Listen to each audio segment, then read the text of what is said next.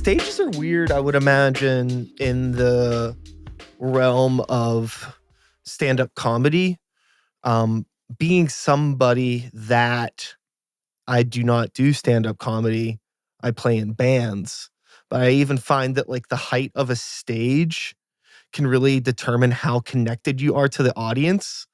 And like as a band, sometimes if a stage is too tall, I'm like, this is weird. I don't like when people are like, for lack of a better term, like at dick level, like eyes to dick level. I prefer more of like a chest level. Was it like, is because you tape your optimal? dick all the way up there. You don't want him to gaze upon your base. You want him to Yeah. look at you in the head. Do you ever like get on a stage and you're like, this is way too fucking tall? But comedy clubs are built a bit different than I imagine venues. Bit different, but like I don't know, man. I like there's some tall ones, but you just kind of get used to it. I just don't. I prefer to be dick level. Yeah. Okay. Because you want to be. I like them barely below me. It's also probably different because in a comedy setting, there's more seating versus people standing. Yes. Well, you're dealing with a. Are we recording? Oh yeah. Okay, just checking. Sneaky boy. I was like, this is pretty good content, dog. What are we doing? No, it is also I like to see the audience as an instrument, and for music, like you're playing music, that's your main instrument. The audience is reacting to it, and they move around and mill about, but it's all standing. So like, yeah, stage. But yeah, for comedy, it's all seated. Like if you're doing a comedy show and they're standing, you did something wrong. Like how we met. That's fun show. But anytime I sign up to do like an MC thing for like a music show, I'm always like, yeah, man, Saturday is going to be a mentally draining day. Sure, yeah, because you have to put in the extra work to get people on board with like, oh, like you probably didn't sign up for this. But this is happening. Mm-hmm. My ego is not going to allow for anything less than this to happen. Not just my ego. I am contractually obligated. It is my ego and it is my job. Yeah. Which my ego did help facilitate. Yeah. Yeah. It's no, it's like, yeah, it is what it is, but it is, I like to make the analogy of the audience is an instrument and they need to be in tune to be played properly. And when it's a music show, no one's been like, hey, no heckling, hey, no table talk. There's no tables. You just went from hearing music to now not hearing music. So you're like, I'm going to catch up on a conversation. And you're like, no, I need to tell you my art. Sure. So shut up. Sure. You just have to win them over. Yeah, and it's just like it's really hard when there isn't that break in between bands for people to just like catch up with friends or get a drink or pee and poop or smoke a cigarette or whatever. And it's just like, no, you got to keep paying attention, eyes on the stage whole time. But we at least with that show and the other ones, like you give time for turnover and then before it's like the lead in. Yeah, it's not optimal for stand up comedy, but also like I do a lot of jokes about music, so it is a good way to get in front of a different audience that might not know who I am, but afterwards might be like, oh, that was great. And I was like, yeah, come see me again. Yeah. So yeah, I know, I've obviously noticed that you have like a heavy music lean in a lot of your comedy, a lot of your experiences as a fan of music, being in music, interacting with music, observations about bands and things like that. I remember at the show the aforementioned show where we met, I can be a bit of a goofball, and I made some comments on stage about being not the only funny person in the room, and I know that you have a bit about that. I do. It reminded me to tell that bit. And my question to you, though, is on the flip, if you ever are doing a comedy show with other comedians that also have a music lean, do you also have what the fuck? I mean, okay. A lot of opinions I have. I don't mind. I like a funny vocalist if they are legitimately funny. Sure. My qualms, my gripe, my synonym is that it is so easy to get a laugh during those moments. And as someone whose entire job is to like, I have to navigate figuring out how to make a laugh happen. And then they're just getting like big laughs off of like a popsicle stick pun joke. Yeah, totally. And everyone's like, oh, and I was like, you guys, so that is where the but like a lot of early on when I was before I got into stand up, it was very fun to see. I was guilty of that too. I'd laugh at the dumb things, and then later when I realized how hard it is to make people laugh, that's when it annoyed me. But also, like music acts, most stand-ups kind of like roll their eyes at music acts for the most part because it is a cheat code as well. Like if you just hear note progression, anything on top of it, it like it shifts you, it it shifts gears in your brain in a way where you're not fully assessing what is being said to you at face value. It lowers the bar of expectation. There's some really, really, really, really good music comedy out there, but by and large, if you're in an open mic, someone can just play good, like do a cover of a song and rhyme some words, and they will murder. And then you go up there and you're like, Yeah. here's a thought I thought that I hope you guys like. And they're like, that's not as fun as the nostalgia that I was just given. Yeah, that's kind of like a weird place where we're at with art and pop culture with through whatever medium it is, where people are really kind of like milking the nostalgia teat these days. I And appreciate it's the act out. You could have just said it and you're like, no, I'm going to show you how I would do it if I was a farmhand. yes, I'm a I very think that's very small teats. They might need to be a little bit older before you milk them, dude. well, you have way more experience with teats than I do. I'm coming at this from like Okay. I'm a novice level teat handler, Okay. and you are obviously Bit more of a journeyman. yes. And in this teat world that we're living in, this teat century. I don't know if I like this joke as much as I did when we started it. A lot of teat talk. But yes. I've always found myself really annoyed by people that will use like nostalgia or just like basically like harp on somebody else's accomplishment and use it as a way for them. Like, like a comedian, for example. I've seen comedians that like low key will tell somebody else's joke in a story, but use it to get their laughs to be like, oh, I'm funny because I'm like, remember that time somebody said this or did this? And it's like, I mean, everybody tells their story in their way, but it's also like, what's your story, as a comedian? Yeah, well, it's we're all vying for attention. There's so many things distracting us all the time. So you're trying to like break through the noise and whatever port and harbor. The goal is to make something that is uniquely you and will like stand the test of time, or at least at least get you paid for that month, that week, that year, whatever. But yeah, people stealing jokes is, that's been around for forever. The internet is mostly stolen jokes.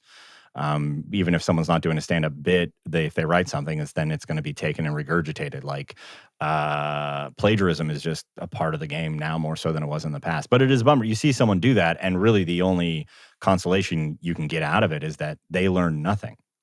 Like you covered someone else's song. That doesn't make you a better songwriter. It might a little bit if you can dive into it, but you still got to write the next song, and now you got to live up to the hype of the thing you just did that wasn't actually yours. Yeah. That being said, every joke's been done. So you might be like, that's someone else's joke. You're like, is it? Or did they just live a life that had a similar experience at some point and then go through the process of, hey, I'm trying to get to punchline of laugh. This thing and this thing equals kind of only so many options. Yeah, it's an interesting time that we're in terms of, the world of like stand-up comedy and storytelling and songwriting and all of these things. I mean, these are very old traditions, but on the level and the way that we do them in terms through like a very specific lens of like heavy metal music or like, stand-up comedy in the realm that you do it, we're getting to the point now where it's like there was a time period where it was a lot easier to write an original heavy metal song or to tell a specific joke. But now so many people have done it, so many decades have passed. We're getting to a point where part of my brain feels like we need like a reset button. There needs to be a new type of thing. Not that we can't still make music or tell jokes, but we get caught up in these ideas and these trends. I'm like really caught up in the trend of like what heavy metal aesthetic is.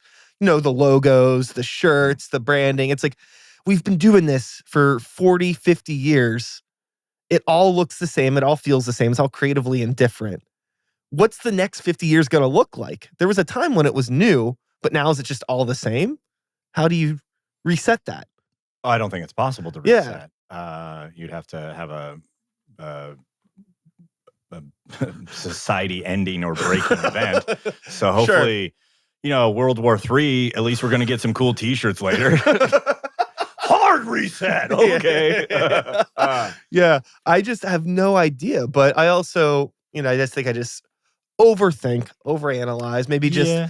maybe just enjoy what I have for the limited amount of time that I'm spending on this rock. Yeah. I mean, that's just a good lesson overall. Also, stay hydrated. But I don't know, man. I think I forget who I'm paraphrasing here. Someone much smarter than me, but like art is uh, having a conversation with the art that preceded it. It's either agreeing or and just adding to it, or it's disagreeing and going in a different direction. And I just think you're like, hey, man, it's been agreeing with it a lot, but it's also marketing. It's like that's the aesthetic. Like you think of metalhead, you think of someone wearing a black T-shirt with a logo. Like you're wearing one right now. Oh, yeah. I'm like, we're both. You're like, hey, man, this thing we're actively doing is kind of hack. And I'm like, sure, I guess. I don't know.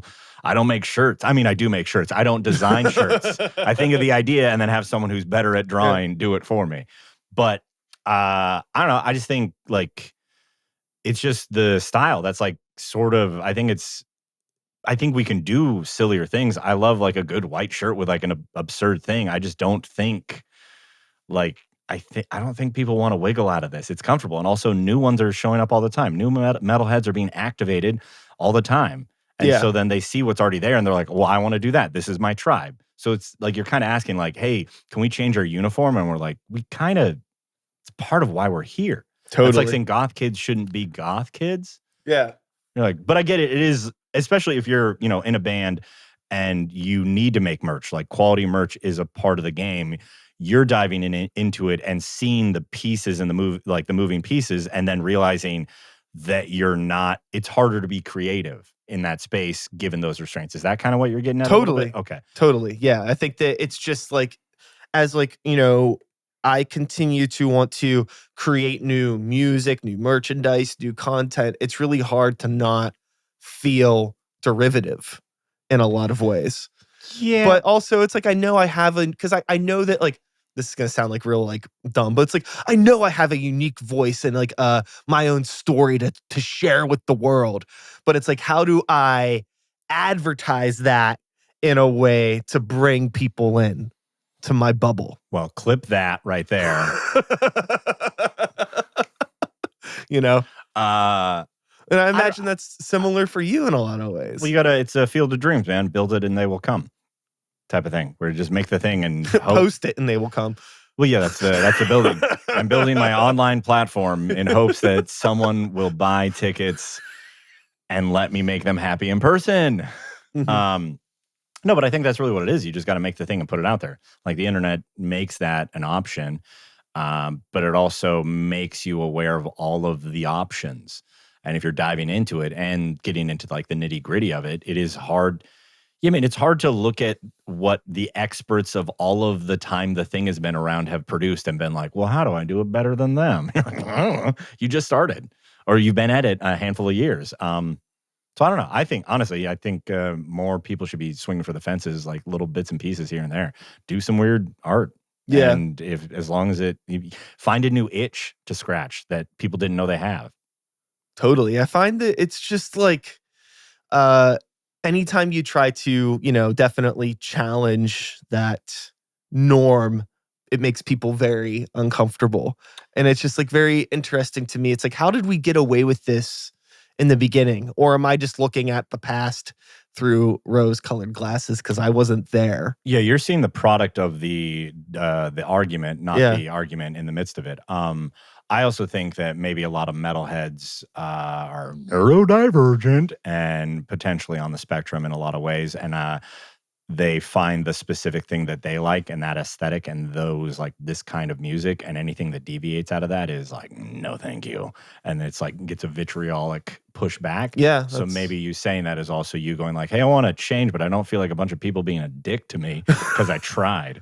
Yeah. But also I think we should all try, like just trial and error, man. That's Yeah. all we can do. I've found that, the best thing that I could do is just be myself unapologetically, as like cliche as that sounds, but just do it and hope for the best. And, your tribe will find you. And I guess Yeah. if it's like, for me, it's like, I wish that was a little bit bigger, but Yep. it's nice that I have what I have and I should appreciate what I have while I have it instead of having this like collector's mentality with like my success, Mhm. which I tend to have sometimes where it's like nothing is ever enough. I got to get the next thing, the next. It's like, drive is good to have, but also if you're never appreciating what you have in the moment, Yeah. you're never happy. No. And Yeah. it's a wormhole to be in. I've been in it for a bit. Yeah, well, it's that's a lot of self work that has to be done to deal with that. I was having a conversation earlier today. I actually kind of bumped on that too. Is that like things are going fairly well for me right now, but they're not like where I want them to be, and it's very easy to lose track of the progress you've made. I like to hike. It's an analogy. You're just hiking up a hill, but you're staring at the ground because like you got to watch where your footing goes and you lose track of the peak. So you're like looking down, staring, sweating, getting your ass kicked. And then it's really hard to take the time to stop, rest, look around, and then actually look back to where you'd been. Like this is a meme. It's been everywhere, but like saying it is easier said than done, or like living it is easier said than done, or whatever phrases are the right one to use in that situation. We'll fix that in post. You get what I'm saying. Yeah. It's yeah, man. Like you building an online following. You got a great podcast studio. You're doing the stuff and things, but it's like there's always another level to it. But like I do think, and I can only speak for myself and my own personal experience, and I just know that doing the things that are more you, as long as it's a good thing, as long as it's genuine and there's quality to it, someone is going to like it more than the thing that you made without your full dopamine invested into it. Totally. The online following that I have at this present moment is a huge byproduct of just talking about metal music. Like those jokes do well because metalheads like to be seen and like to share. But I spent the first decade of my career not talking about the thing because not many people were into it. And I'm using the audience is my instrument. And if I'm trying to tune you into low tuning, you're like, we like it standard, I'm going to have to adjust accordingly. Totally. I understand that. And then once I started to actually like lean into that, that's when, and I got to do a good job recording, do a good job editing, good job figuring out the game of the algorithm to upload. And then people find me and that starts opening those doors, but it's never enough. Cause I'm like, all right, that was a good show. And I was like, I still need way more money if I want to buy a home at some point in this economy. Yep. So that was a fun, long way for me to be like, I don't own a home.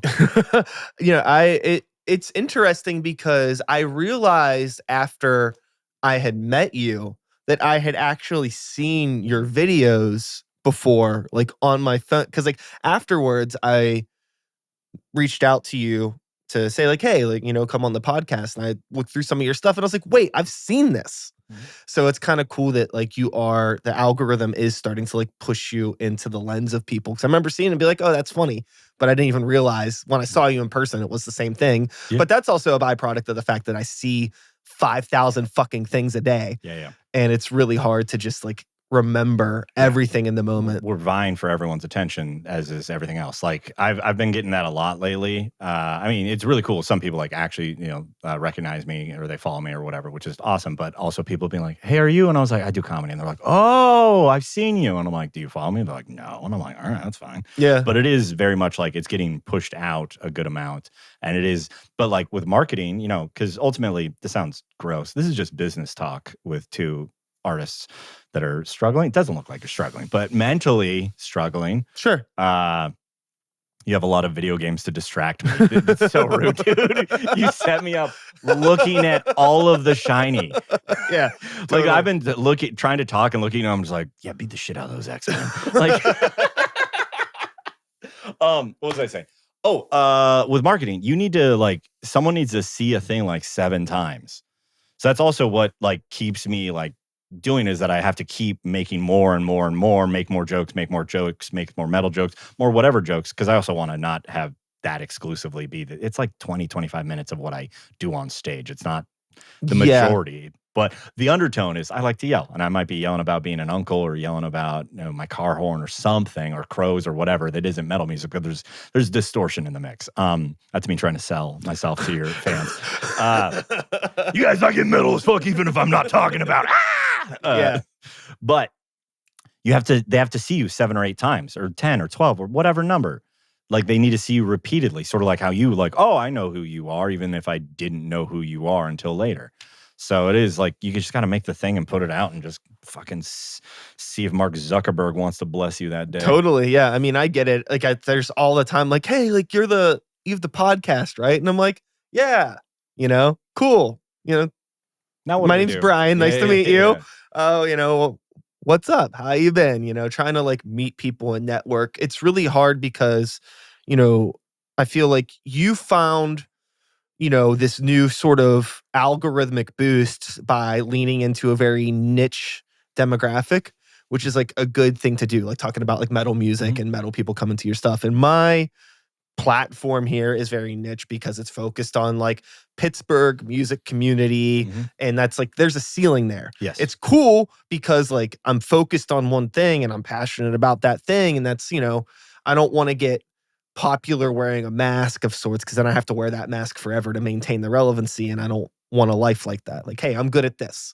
But I am very well aware of that ceiling and I want to push that ceiling higher.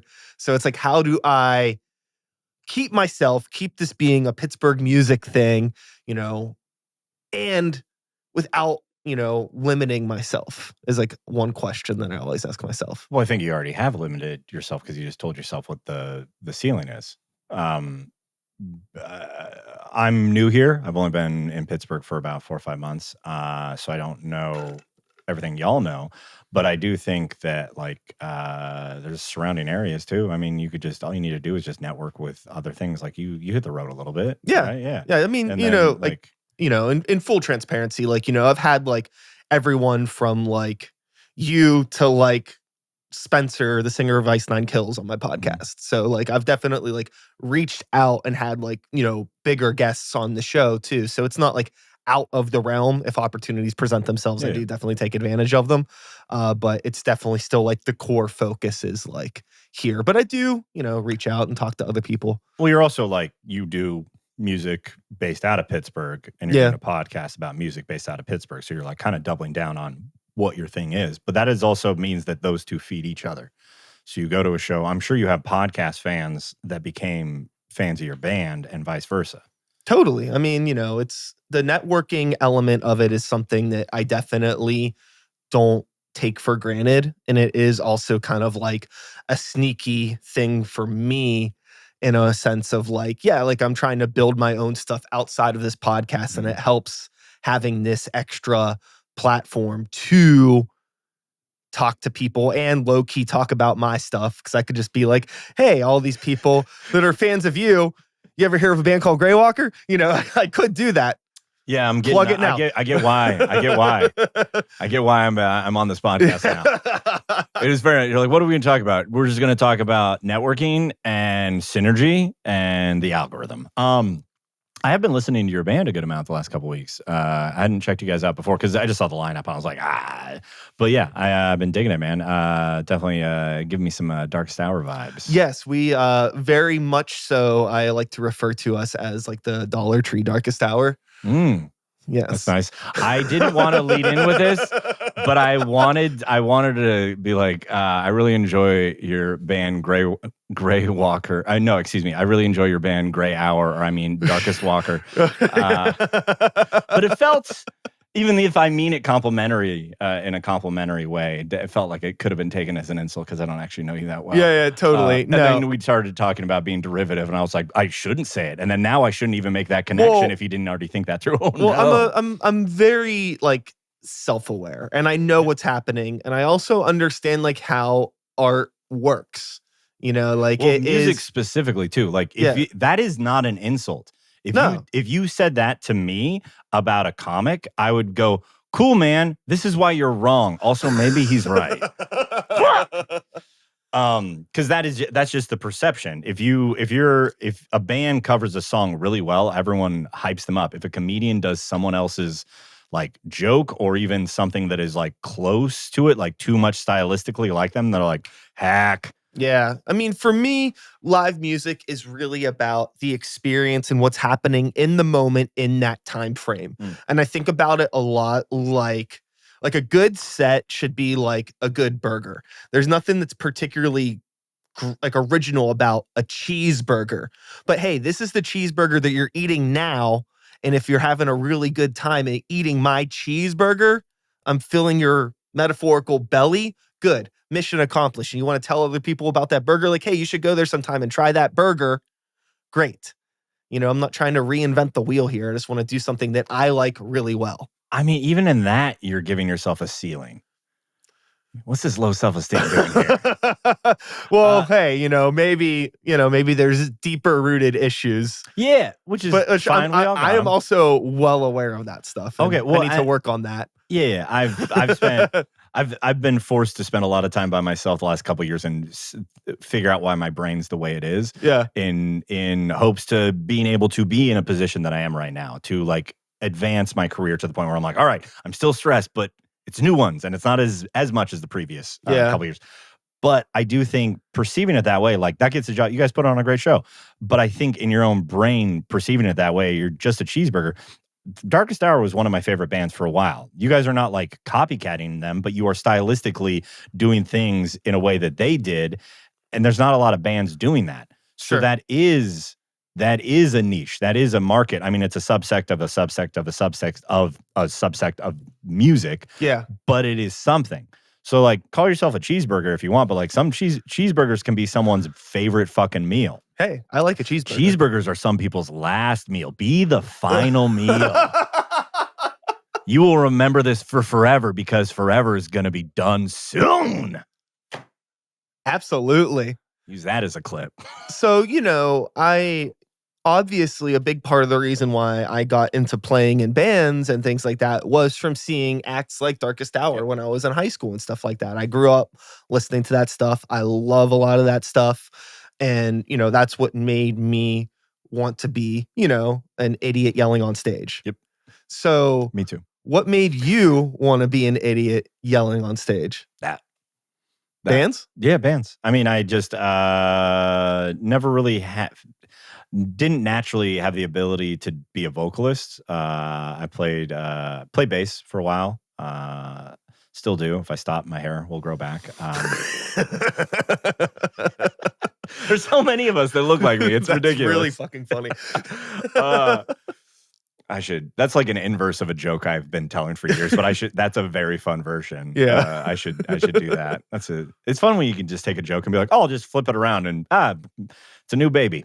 That's not what I meant to say. Anyways, but yes, I always like heavy metal music was my first like thing that really like activated my brain, in bands and stuff like that. And it's kind of hard navigating just all the ins and outs of multiple people's lives and blah, blah, blah.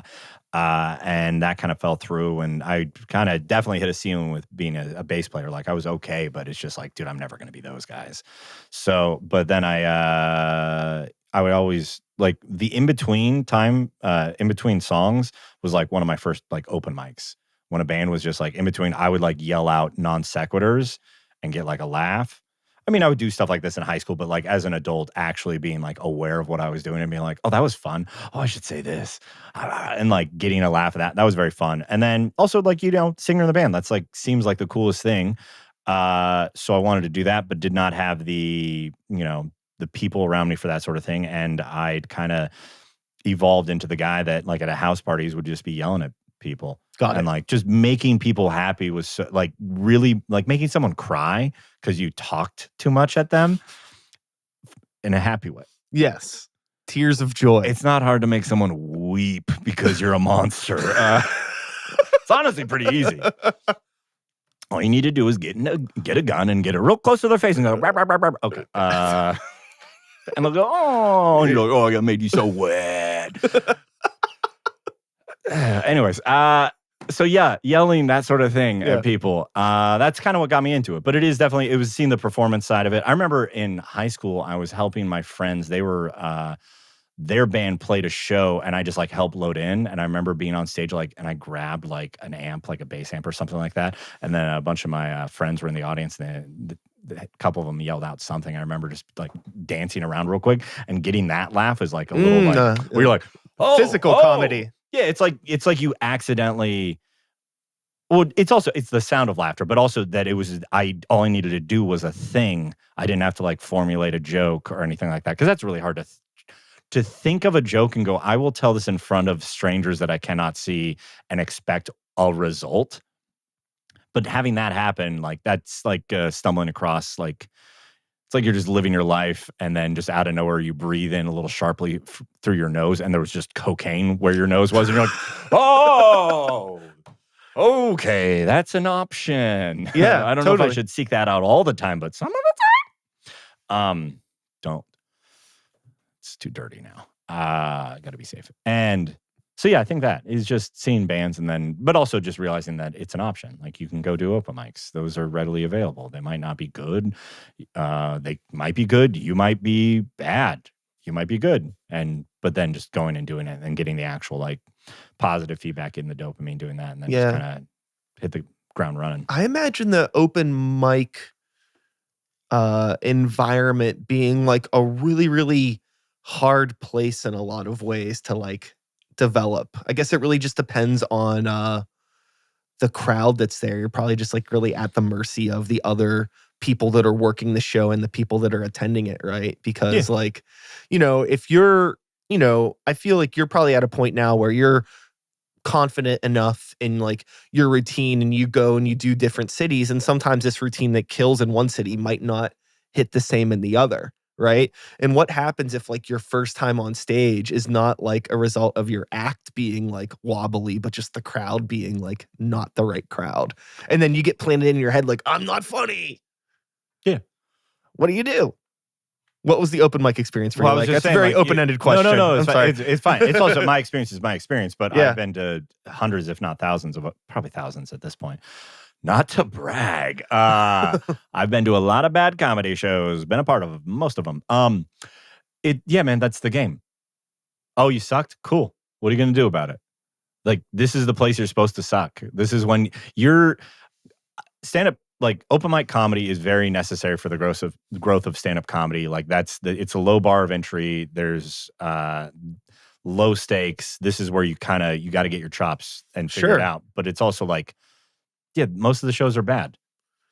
Some of them can be good. In Washington, where I came up, Washington State came up, we had a lot of like good open mics where there was like actual audience members and they were there and they were stoked. Like, early 20s, mid 20s, people, some on dates, stuff like that. And you're like, well, there's nothing else better to do on a Wednesday night. So that is really beneficial. But then you also have the other open mics where you're like, it's 9, it's 11:30 on a Monday. Anyone who's here is a drunk on a Monday. Yeah.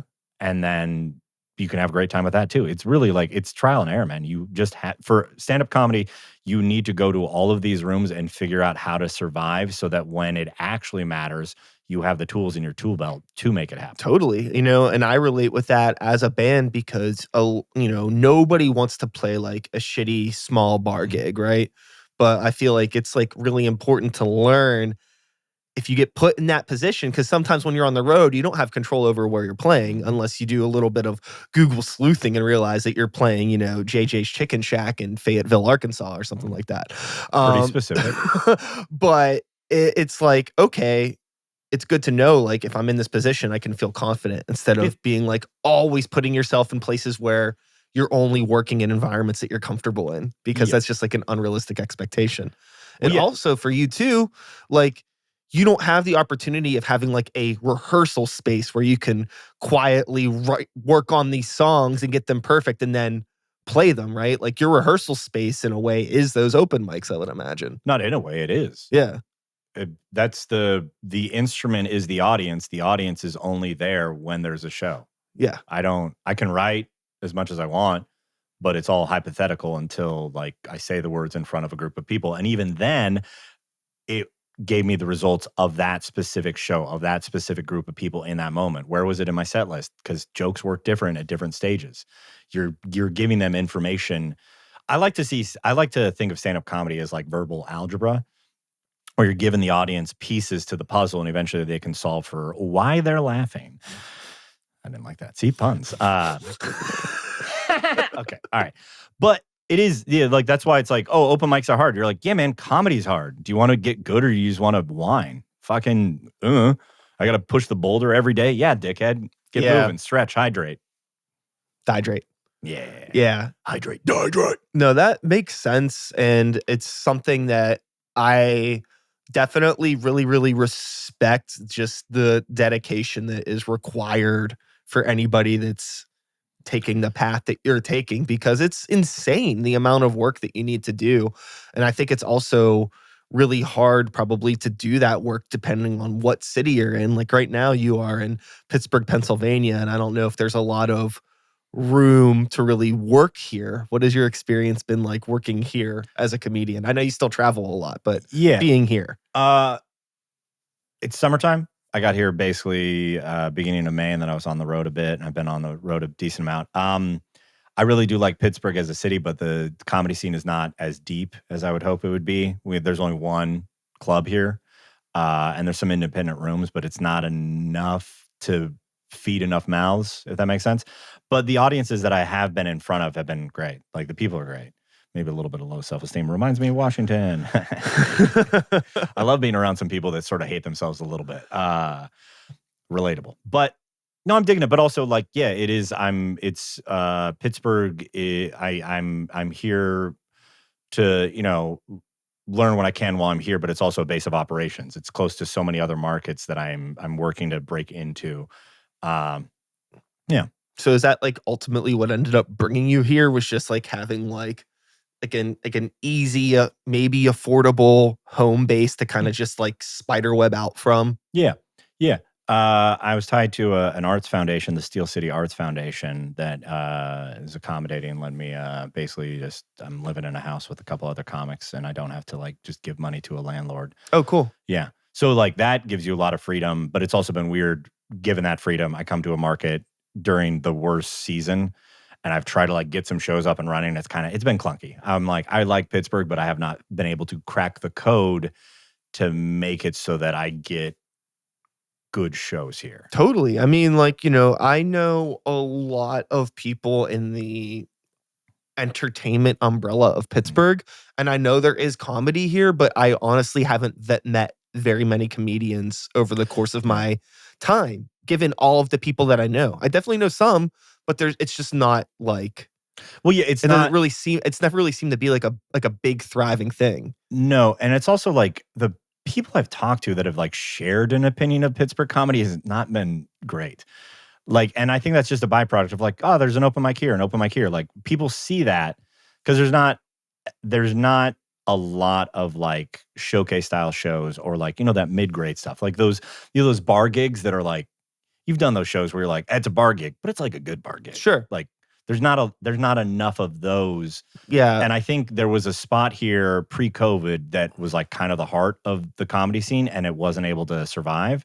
And because the Improv is the other comedy club here, and that's like a big brand, and they don't really mess with the local stuff because they don't have to, because they're a corporation. Yeah. And not having that like smaller space to cultivate and like build and grow in kind of makes it hard it puts a ceiling on a scene.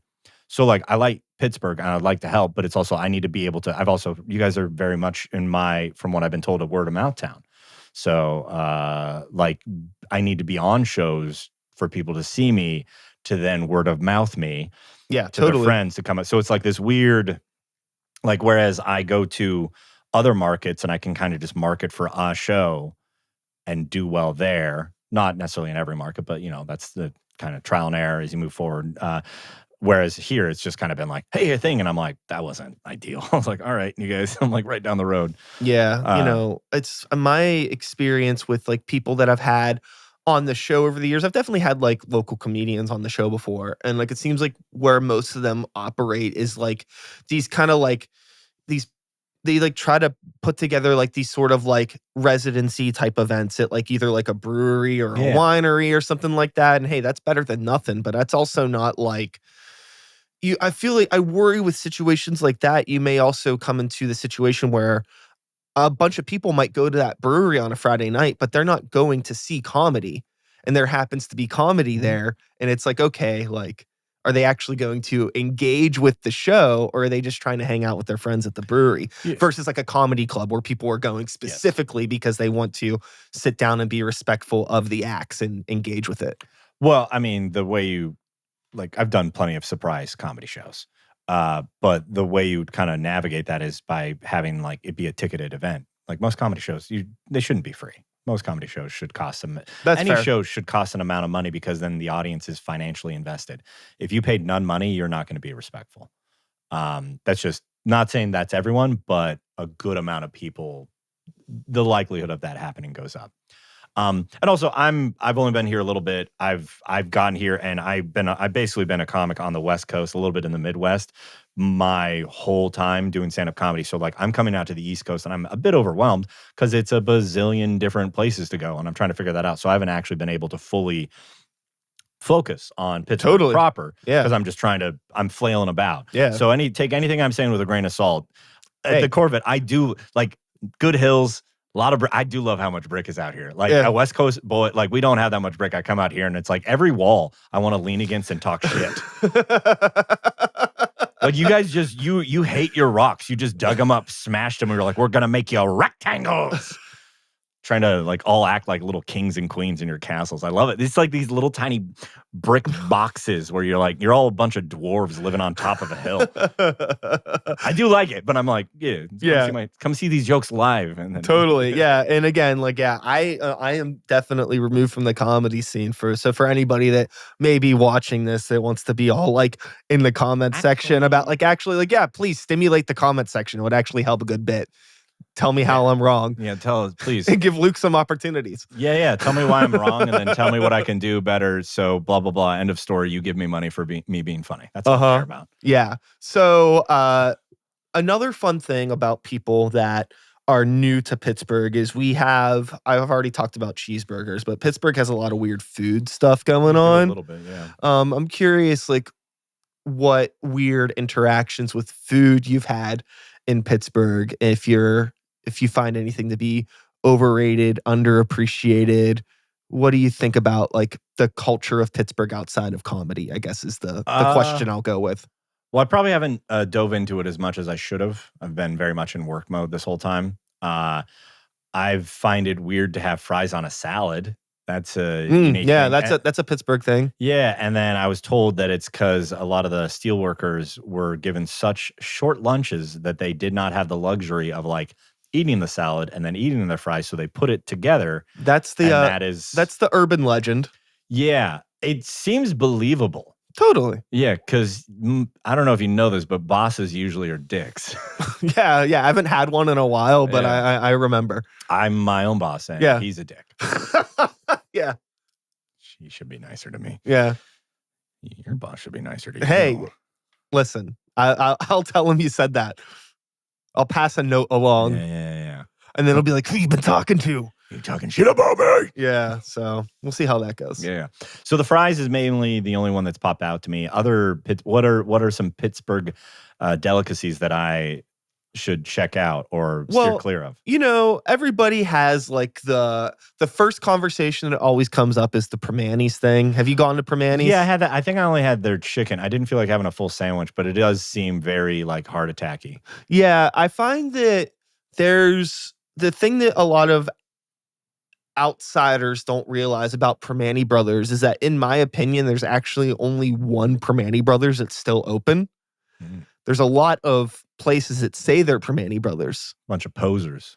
And they technically are, but there's really only one Permani Brothers to get the proper experience, and it's the original one in the Strip District. I'm not trying to romanticize like culture, but even if you go there, I wouldn't really suggest anybody go there because it's a very specific type of thing. If you like big fucked up sandwiches, go to the Permanis in the Strip. But if you're not a big fucked up sandwiches type of person, don't bother. It's not for you, and that's okay.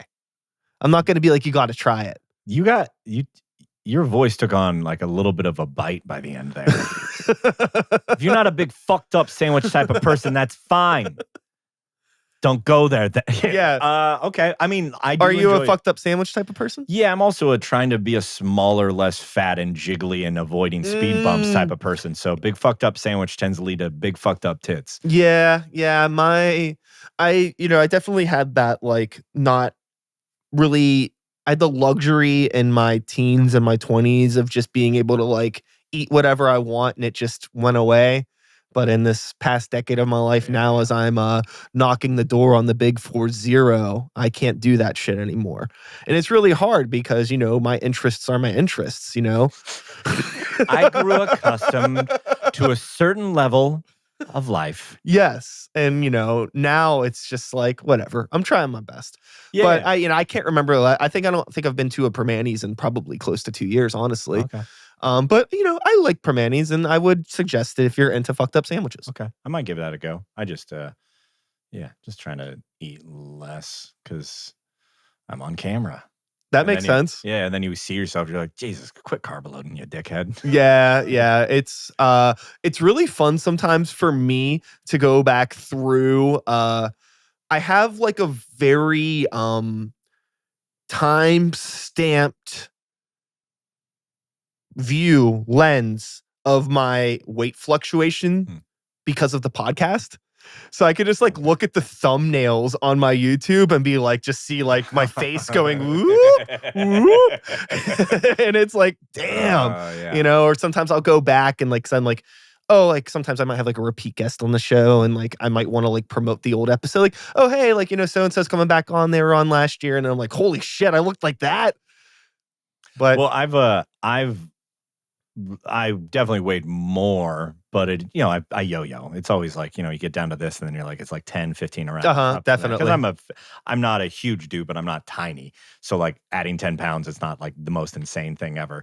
But it is, I definitely see like old photos where I was like heavier or when I was skinnier, and I was like, all right, we need to do something. Like the white and the beard's already showing up. We need to get the rest of this shit in check. Yeah. With, another just quick Pittsburgh question. Have you taken any time to visit any of like our museums or engage with any of our culture in that way? No, I'm a pretty basic boy. I like to get high and hike hills.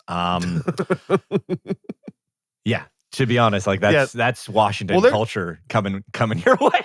Yeah. Well, have you spent some time in Frick Park? Dude, so much. I've been fricking so hard. Dude, I fucks with Frick, y'all. Yeah. Excuse me. I frick with Frick. Very good. I love me a good park. A lot of elevation change. Good old loop. I've spent a lot of time. North Park's pretty good too. I don't know if you've been out there. That one out. Yeah, I usually just find a spot that I can, because it is also like for my mental health. Like exercise makes the devil shut the fuck up. So I do hike a lot, and it's also part of the process of like working on jokes. You listen to a set. And then my brain ping pongs and comes up with new tags and new ways to dive in and out of things. But I haven't really done. I know you guys have a decent amount of museums, but like I honestly, like I said, I've just kind of been in work mode. I got out here and immediately was like, fuck. Yeah. So I haven't. I feel like now that summer's almost over, I have a little bit more leisure time, and I'm gonna try to be a person in your. Because like I said, I'm repeating myself, and I sound like I'm kissing your ass because I am. But I do like the city. Like I dig the aesthetic, and I know you guys have some fun stuff here. Yeah, I mean, as somebody that has, I grew up here, but I have been fortunate enough to, travel and perform all over the country, and I do that pretty regularly. So I've seen a lot of other places, and I've been in a position where it's like I have the means. I could live anywhere in the country that I want to.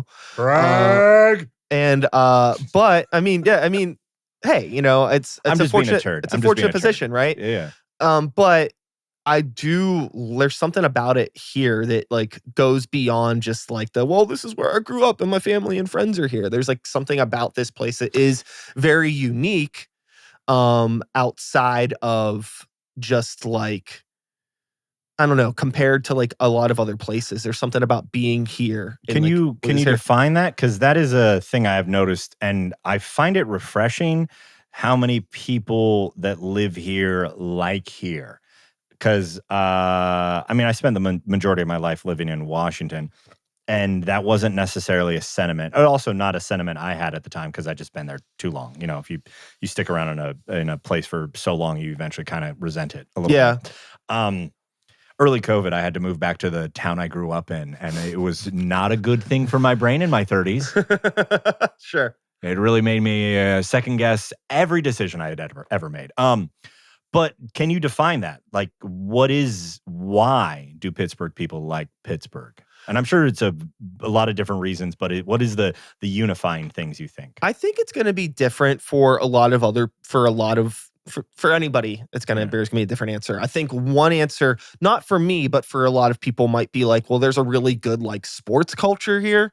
Pittsburgh's really known for that. So you can like, you know, if you're somebody that's into that, which is like a large majority of the population, like, you live, very close to like a bunch of really good stadiums. You could see games, like, and people really like that sort of thing. The arts and history stuff here for me is really cool.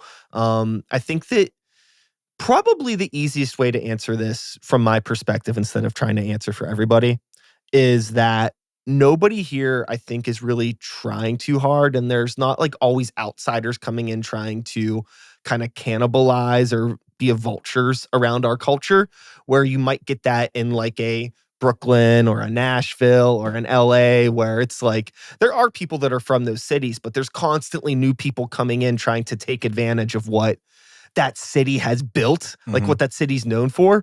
And like low key here, like outside of sports, we're not really known for anything.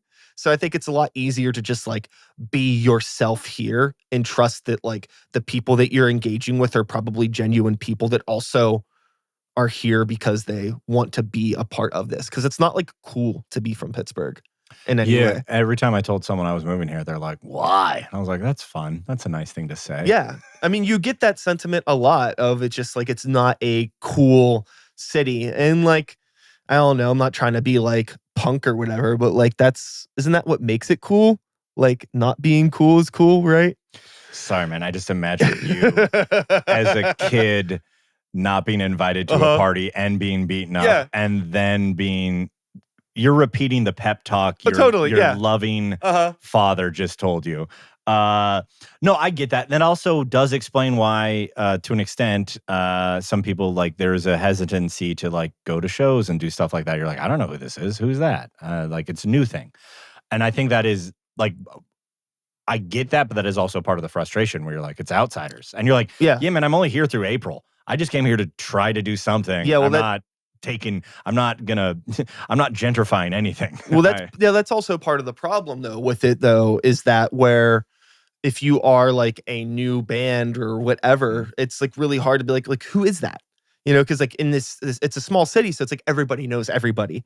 So if you're trying to come in, it's very not like welcoming to outsiders. I think seats taken. It could seem that way. I mean, I play in another band outside of Greywalker, and we hadn't really played very many shows since the pandemic, but we're at the point now where it's like, hey, we want to start playing some shows, and it's not a heavy metal band, right? And even with like all of the resources and connections that I have, I'm like, I don't even know how to get back into playing shows. It's been really hard for us because it's like people are like, oh, okay, yeah, maybe, like just so it's like trying to like squeeze in. And hey, I know I'll get through that. That's fine. It's just an interesting challenge. It's not like the type of thing where there's so much stuff happening where it's like easy to get shows. I think it's a little bit hard. Yeah. I mean, it's also the market is the size that the market is, so there's a finite amount of spaces. And so if you already have your roster, why would you add a new one? With every comedy club, it's just like there's only 52 weekends in a year. There's going to be 52 comedians that are headlining that club, and that's going to rotate, but someone's going to have to lose a job for someone to get a job. Yeah. So I get that. But it is also reassuring to know that it is like kind of culturally a thing here as opposed to me. Because that's when I showed up, I was like, oh, what the fuck? You guys don't like me? I was like, because I honestly do feel like aesthetically, like totally. I line up. I just need to convince enough people to go like, oh, I'll fuck with him. Oh yeah, that's the thing is it's just like, when you are, coming into a place, it's like, well, yeah, that's less work for me. If I help this person out, that's less work for me. And that's like, that I think that's just the way that some people's brains are just wired, you know, and I don't know what to do about that. That's a deeper conversation, I suppose. I mean, I have thoughts, but now I just sound like I'm picking apart a town's culture. I'm like, hey, can you guys like me? Anyways, this is why you're fucking wrong. No, I'm not. Yeah. Everyone's gonna be what they're gonna be. But I do think that that is hey, this is my home. This is how we like to do stuff. And an outside person comes in, and you guys are like, nah, we got it. And you're like, all right. Is that a very Yinzer thing? I've not used that word ever. Yeah, you know, I don't really think I have too much Pittsburgh-ese, as they would call it, in my vocabulary. But every once in a while, some things probably come out. There's more things than just yins? Oh, yeah, there's a whole bunch of stuff. What are the other ones? So one that comes to mind is the word slippy. Slippy? That's fun. Yeah. But what's that mean? Like it's slippery. Oh. Yeah, like here, I could show you a picture on my phone that I took. That is so cute. But you guys have a lot of hills and get snow, so it makes sense that you'd cutify it. I took a picture of this because I was at a friend's birthday party at this like pinball place, and I guess something happened in the bathroom, so they made the most Pittsburgh warning sign possible, and it just says "Caution, Slippy." Caution, Slippy. Yeah. I don't know. It's whatever. I'm not gonna put that on the screen, but yeah. You guys know what it means. Yes, it's just some very, very Pittsburgh shit. Yeah. And okay, what else? Yeah, and there's sometimes they're just like the way words are said, like wash, worsh. Oh yeah, you guys do. There's accents. Wash. There's things like that. But a lot of that stuff I think has been sort of, I missed that. I think maybe I'm just a little bit too young to have really digested a lot of that because, believe this or not, only child, didn't have too many friends growing up, spent a lot of time on TV and the internet playing video games. Yeah. So my introduction to language didn't really come from my peers. It came from the outside world. Yeah. So, no, that makes sense. I mean, I think terminology it's not going to be as regionalized just given the nature of the internet existing and how hyper connected everyone is. Yeah. Yeah. So Pittsburgh. Yes. Do you have anything coming up in Pittsburgh? Yeah. When does this come out? Probably 2 weeks. 2 weeks. Okay. I could give you the exact date. No, it's good enough. I have a show that I'm doing on September 15th, I believe. At there's a heavy metal gym I go to called Death Comes Lifting. Oh yes, I live right by there. Oh, fantastic, Allentown. That is very seems like the heavy metal district. I'm doing that at Death Comes Lifting. Let me just double check. I think that is the September. September 15th. I'm doing that, and then as of right now, I think that's the one thing that I have on the books. But I'm going to have more shows that usually self-produce. But there's a venue, Sunken Bus, that's tied to the Arts Foundation. Okay, yeah. I've done shows there, and the Death Comes Lifting. That's probably going to be recurring, given it's a fairly small room and it's fun spot. It's fun to do metal music, yoga. Somehow it actually works fairly well. It is very funny to just be like, remember, you're going to die anyways. Enjoy corpse pose. And you're like, okay. It is fun. That is also part of why I like Pittsburgh, is like coming out here and just seeing so many more band shirts. Like the comparison to the West Coast, it was me and a handful of people. And like coming to the East Coast, I'm just like, oh, it's so many more people. Yeah. And the Midwest as well. It's just like, it's nice. And it also makes me go like, oh, maybe I can have the career I want, because the people that fuck with me are more prevalent. Totally. Yeah. I think that a big part of all of this journey of, being an entertainer is really just, again, I think I said at the beginning of the podcast, but it's just like finding your tribe, whatever that is, finding those people, because there's a lot of people in the world. And like my ceiling for what I would be like the ultimate success, I definitely think that there's, from that whole general population, I feel like I could pull that small percentage out. Yeah. It's just finding them. Yeah. You just need 50 to 100 people in as many cities, these major markets to fill up all the weekends of your year. And then you should be good. I think it's like a Doug stand-up thing where he's like, you just need like 40,000 people to really fuck with you. And then you're good. Hell yeah. Yeah. Well, just got to find that. You can find more followers than that, but you need to find the people that are like, oh, I actually put my phone down and go outside. Good luck. Yeah. Well, as the train's coming around the station here, we've crossed our hour mark, and I think that's plenty long enough for a podcast. We're not going to do the, the fucking 4-hour thing where we go off talking about like politicians or aliens or anything like that, unless you want to. No, we don't need two bald dudes doing that. It's already been done enough. Yes. Yeah. So, thank you for coming on today. I haven't said your name once the entire time. I think I said Luke once or twice. Do you want me to pronounce it properly for you? Can I try? Yeah. Severeid? It's actually Luke Severeid. No, Luke Severeid. Luke Severeid. Yeah. Thanks for having me, man. And if you guys want to follow me on all the things, just my name, Luke Severeid, LukeSevereid. My website's my name. I have all my tour dates up there. Hope to catch you at a show or a music show too, because I like that. Definitely. And I will have all of those links in the description. If you're on a platform where they're clickable, that will be beneficial. Most of them aren't. So you will have to do the hard work and the heavy lifting and type that into your browser. But hey, you know what? If you can type in other things. I like watching the gears stop turning.